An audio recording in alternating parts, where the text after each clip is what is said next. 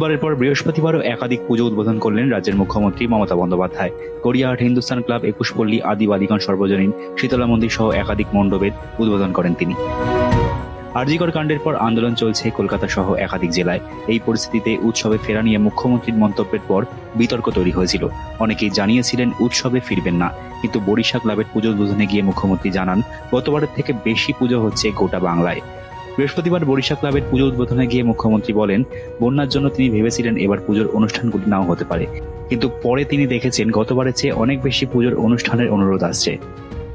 এবার ভেবেছিলাম বন্যার জন্য হয়তো পুজোগুলোর উদ্বোধন অনুষ্ঠান নাও হতে পারে, কিন্তু পরে যখন বন্যা ত্রাণ এলাকা থেকে ফিরে এসে অফিসে জিজ্ঞেস করলাম এবার কি প্রোগ্রাম ক্যান্সেল, তখন দেখলাম আগে যা রিকোয়েস্ট আসতো এবারে তার থেকে অনেক বেশি এসছে। বুধবার থেকেই পুজো উদ্বোধন শুরু করেছেন মমতা বন্দ্যোপাধ্যায়। বুধবার 300টির বেশি পুজো উদ্বোধন করেন তিনি। সেখানে তিনি উৎসবের ফেরার কারণও ব্যাখ্যা করেন।